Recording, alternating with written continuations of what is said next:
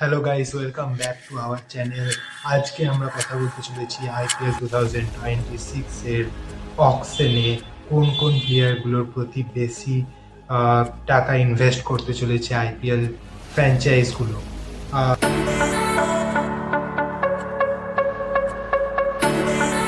So কালকেই রয়েছে IPL 2026 এর মিনি অকশন, আর সেখানে কোন কোন প্লেয়ারগুলো বেশি টাকায় বিক্রি হতে চলেছে সেটা আজকে জেনে নেওয়া যাক। প্রথমে আমরা লিস্ট অনুযায়ী রাখবো 1, 2, 3 and 4 and 5 পাঁচটা প্লেয়ারের নাম বলবো। এদের মধ্যে কোন কোন প্লেয়ারগুলো থাকতে চলেছে দেখে নেওয়া যাক। ফার্স্টে 5 নম্বর থেকে শুরু করি। 5 নম্বরে থাকছে ভেঙ্কটেশ আইয়ার। ভেঙ্কটেশ আইয়ার আগের বছর কলকাতা প্রায় 24 কোটির কাছাকাছি তার অ্যামাউন্টে কলকাতায় টিমের সাথে যোগ দিয়েছিল, বাট এবছর কলকাতা কিন্তু রিলিজ করেছে ভেঙ্কটেশ আইয়ারকে। বাট একজন ইন্ডিয়ান, একজন ফিনিশার হিসাবে কিন্তু ভেঙ্কটেশ আইয়ারকে দরকার। বেশ কিছু টিমের কিন্তু ফিনিশার দরকার, যেমন হলো কলকাতা। কলকাতার একজন ফিনিশার দরকার, বাট কলকাতা যেহেতু ছেড়ে দিয়েছে, সেখানে কলকাতা কম দামে ভেঙ্কটেশ আইয়ারকে কেনার দিকে যেতেই পারে।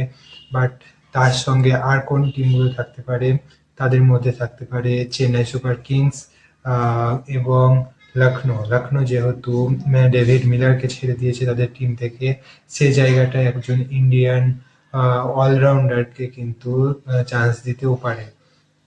এরপরে আমরা চলে আসি 4 নম্বর কোন প্লেয়ারটা হতে চলেছে সবচেয়ে এক্সপেন্সিভ। সো সেখানে আমার মনে হচ্ছে যে একজন ইন্ডিয়ান স্পিনার সেই জায়গাটা নিতে চলেছে। কোন ইন্ডিয়ান স্পিনার? সেখানে থাকতে পারে দুজন ইন্ডিয়ান স্পিনার। একজন হলো রবি বিষ্ণয়ী এবং তার সঙ্গে রাহুল চাহার কিন্তু বেশ কয়েকটা বছর মুম্বাইয়ের জন্য ভালো পারফরমেন্স করেছিল, যদিও তার কারেন্ট পারফরমেন্স সেরকম ভালো নয়। বাট এখন আইপিএল অকশনে ডিমান্ড অ্যান্ড সাপ্লাইয়ের যে ব্যাপারটা, সেটা কিন্তু এবছর বেশ কম। সো সেখানে কিন্তু রাহুল চাহার এবং রবি বিষ্ণয়ী, তাদের মধ্যে যে কোনো একজন কিন্তু বেশি দামে, প্রায় 10 কোটির কাছাকাছি দামে কিন্তু তারা বিক্রি হতে পারে।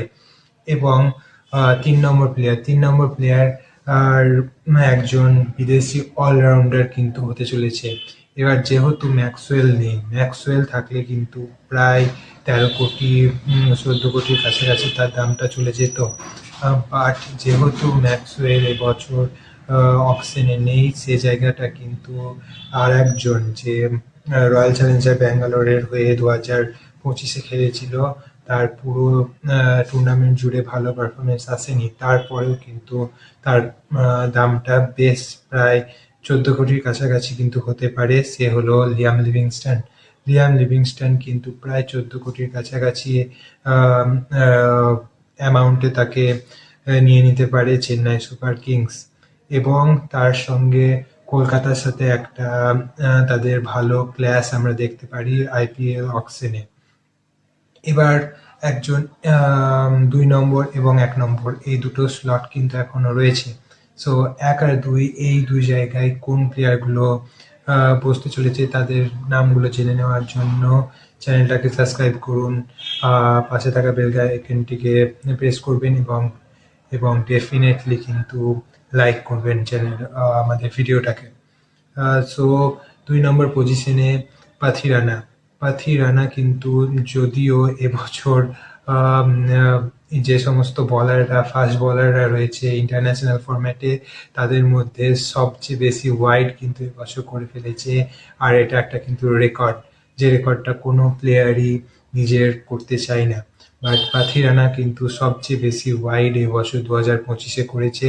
কিন্তু তারপরেও একজন এক্সপিরিয়েন্স বলার, একজন ভালো বলার, যেটা কিন্তু বেশ কিছু টিমের দরকার। চেন্নাই সুপার কিংস তাকে ছেড়ে দিয়েছে। চেন্নাইয়ের এখন আর সেরকম ফাস্ট বলারের দরকার নেই, কলকাতারও দরকার নেই। বাট যে সমস্ত টিমের দরকার, যেমন হলো সানরাইজার্স হায়দ্রাবাদ কিন্তু মোহাম্মদ সামিকে ছেড়ে দিয়েছে, সে জায়গায় কিন্তু পাথি রানা বেশ ভালো একটা অপশন হতে পারে। এবং তার সঙ্গে রয়্যাল চ্যালেঞ্জার ব্যাঙ্গালোর রয়েছে, জস হেজেলউড, জস দ্য গডের জায়গায় কিন্তু তাকে একজন ব্যাকআপ অপশন হিসাবে রাখতে পারে। বাট তারও প্রায় 15 কোটির কাছে, 13 কোটি 15 কোটির কাছাকাছি তার অ্যামাউন্টটা যেতে চলেছে। সো সেখানে গিয়ে বিডিং ওয়ারে কিন্তু হেরে যেতে পারে আরসিবি, বাট তার দামটা কিন্তু বাড়িয়ে দিতে পারে এই সমস্ত টিমগুলো। এবার চলে আসি 1 নম্বর প্লেয়ারের দিকে, সবচেয়ে এক্সপেন্সিভ প্লেয়ার। এটা বলার আগে আর একটা নিউজ দিয়ে দিই যে এবছর যদি কোনো ওভারসিজ প্লেয়ারের দাম 18 কোটির ঊর্ধ্বে যায়, তাহলে কিন্তু তার যে 18 কোটি অ্যামাউন্টটা সেটাই কিন্তু তার ব্যাংকে যাবে।